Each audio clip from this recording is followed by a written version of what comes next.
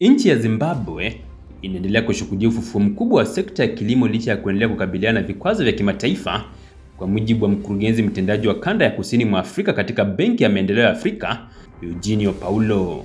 Akizungumza wakati wa ziara ya tathmini nchini humo, Paulo amesema maendeleo haya yanadhibitisha uwezo mkubwa wa taifa hilo na udhabiti wa wakulima wake, huku AfDB ikijivunia kuwa sehemu ya mafanikio hayo. Paulo amesema kitu kilichomvutia zaidi ni kuona kwamba mafanikio makubwa ya kilimo nchini Zimbabwe yanaendeshwa na vijana wa kisasa maarufu Gen Z.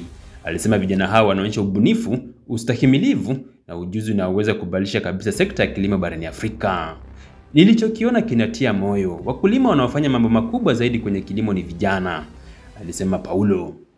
Paulo aliongeza kwa mfano huu unaonyesha mwelekeo mpya barani Afrika, ambapo kizazi kipya kinaanza kutambua thamani ya kilimo kama chanzo cha kipato, ajira na maendeleo ya kiuchumi. Kwa mujibu wa Paulo, Benki ya Maendeleo ya Afrika itaendelea kuisaidia Zimbabwe katika maeneo ya kilimo, miundombinu na mipango ya kitaifa ya kuinua uchumi. Alisema maendeleo ya kilimo hayatawezekana bila uwekezaji wa muda mrefu katika miundombinu ya umwagiliaji, upatikanaji wa pembejeo, teknolojia ya kisasa ya kilimo na uongezaji thamani wa mazao, yani value addition. AfDB ambayo tayari imewekeza katika miradi kadhaa ya Zimbabwe imeahidi kuendeleza ushirikiano huo ili kuhakikisha sekta ya kilimo inakuwa chanzo thabiti cha ukuaji endelevu katika nchi hiyo.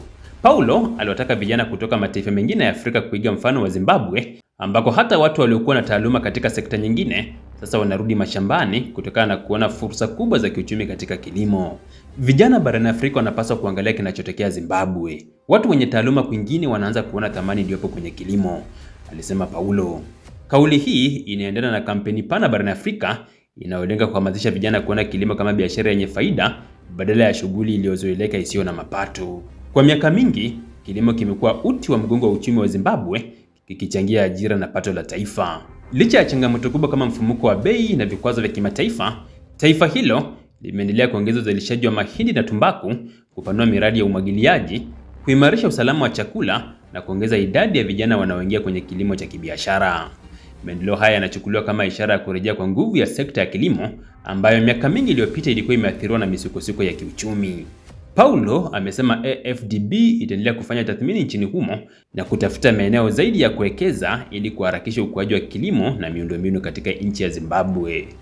Alisisitiza kwamba kusaidia maendeleo ya Zimbabwe ni sehemu ya juhudi kubwa za kuimarisha usalama wa chakula na uchumi barani Afrika.